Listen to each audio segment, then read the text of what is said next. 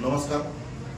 शिवसेना पक्षाच्या सर्व योजना तळागाळातील लोकांपर्यंत पोहोचवण्यासाठी मी एक कार्यालय सुरू केलं होतं आणि त्या ठिकाणी या सगळ्या योजना मी चालू केल्या.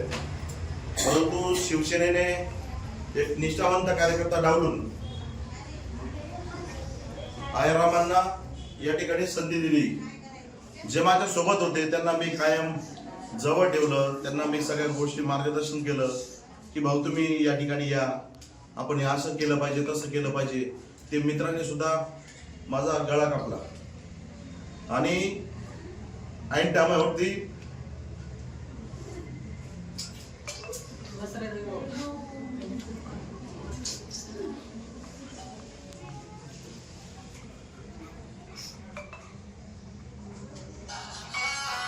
हे जे लोक आलेले हे माझ्यासाठी झालेले आहेत.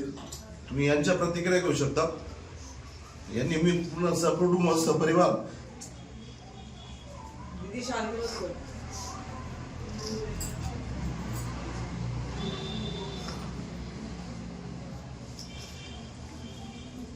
द्यायला पाहिजे ना, चुकीचं हे केलं त्यांनी. भाऊनी की तुम्ही चुकीचं केलं सगळं त्यांनी. चुकीचं केलं त्यांनी. खूप चुकीचं लाडक्या केलं. बहिणीच्या लाडक्या सगळ्या योजना, बहिणींना- लाडक्या बहिणीच्या सगळ्या म्हणजे सुकन्या योजनापासून ते ज्येष्ठ नागरिकांसाठी सगळ्यांसाठी हे धावून आलेले आणि घरोघरी जाऊन त्यांनी सगळ्यांना सांगून या योजना त्यांनी चालू केल्या.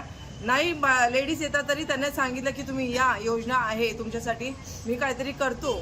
पण हे चुकीचं केलेलं गेलेलं आहे. मी ना एवढा देव आयारामांना उमेदवारी दिल्याचं ठिकाण दिसतंय. कोणाला?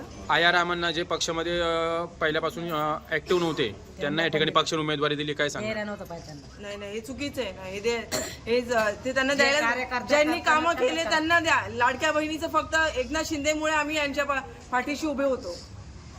एकनाथ शिंदेने द्यायला आम्हाला नव्हतं सांगितलं पाहिजे. म्हणून आम्ही उभे होतो. ताई काय सांगणार तुम्ही? ताई भाऊनी की तुम्ही काय सांगणार? रवी देवरे यांना उमेदवारी नाकारली पक्षाने, काय सांगणार?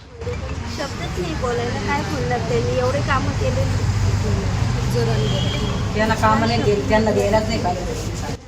ज्यांचे आम्ही कधी चेहरेच बघितले वाईट नव्हते. झालं. हे दिवस रात्र फिरायचे आमच्यासाठी.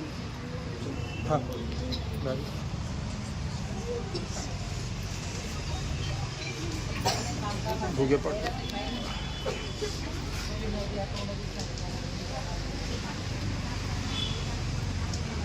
ताई काय सांगणार तुम्ही? उमेदवारी नाकारली पक्षाने रवी देवरे यांना. चुकीचं केलंय त्यांनी. रवी भाऊंना मिळायलाच पाहिजे होती उमेदवारी. त्यांनी लाडक्या बहिणींसाठी जे कार्य केले सगळ्या समाजाने बघितलंय. त्यांनी खूप चुकीचं काम केलेलं आहे आणि रवी भाऊंच्या मागे आमचा पाठिंबा होता आणि राहणारच. पण बाकी आम्ही मतदान देऊ त्यांना असं आम्हाला वाटत नाही. ताई भावनिका, तुम्ही पक्षामध्ये तुम्ही ग्राउंड लेवलला काम करायचे. लाडकी बहीण योजना असेल, शासनाच्या अनेक योजना आपण घरोघरी पोहोचवल्या. पक्षाने ऐन वेळी आपली उमेदवारी नाकारली आहे, काय सांगणार? आता तुम्ही बघताय भाऊ, आपण शासनाच्या अनेक योजना तळागाळातल्या लोकांपर्यंत, बहिणी असतील, लाडक्या बहिणी असतील, लेक लाडकी योजना असेल, ज्येष्ठ नागरिकांसाठी योजना असेल, युवा युवतींसाठी योजना असेल, वयस्कर योजना असेल, दिव्यांग अपंगांसाठी योजना असेल, अशा अनेक योजना आम्ही आमच्या जनसंपर्क कार्यालयात राबवल्या. आणि तुम्ही प्रत्येक वेळेस पत्रकार बंधू आमच्या सोबत आहेत. आता तुम्ही पण बघता की आम्ही सगळ्यांपर्यंत महिलांचं व्हेरिफिकेशन असेल, त्यांचं मेडिकलपासून त्यांच्या गोळ्या औषध असतील, त्यांचे मेडिकल कार्ड असतील, बांधकाम कार्ड असतील, अशा अनेक योजना आम्ही या ऑफिसमध्ये राबवल्या. आणि असंख्य महिला प्रभाग 10 मधल्या असंख्य महिला असतील, ज्येष्ठ महिला असतील, ज्येष्ठ नागरिक असतील, युवा युवती असतील, हे सगळे येऊन इथं फॉर्म भरून गेलेले आणि त्यांना योजनेचा लाभ पण भेटलेला आहे. भाऊ तुम्ही एकटेच नाही की तुमच्यावरती पक्षाने अन्याय केला असेल. प्रभाग क्रमांक 9 मध्ये कल्पेश कांडेकर सुद्धा पक्ष संघटना मजबूत करण्यासाठी पहिल्यापासून पक्षाबरोबर होते, त्यांची सुद्धा उमेदवारी ही कॅन्सल केलेली आहे, त्याबद्दल काय सांगणार? एकनाथ शिंदे साहेब हे खरंच चांगले आहेत. त्याच्याबरोबर जे नेते आहेत ते नेते सुद्धा चांगले आहेत. परंतु प्रभागातील जे लोक असतील त्या लोकांच्या मनामध्ये काहीतरी आमच्याबद्दल वाईट भूमिका असेल, वाईट काहीतरी असेल, म्हणून त्यांनी एक मिटिंग घेतली आणि नवीन चेहऱ्याला संधी दिली. परंतु जुन्या व्यक्तीला जर सांभाळून घेतलं असतं, माझ्यासारखा गरीब व्यक्ती जर तुम्ही सांभाळला असता तर निश्चितच तुम्हाला मदत झाली असती. परंतु याच गरिबाचा पाय पडण्यासाठी परत येऊ नका ही एक विनंती करतो मी त्यांना.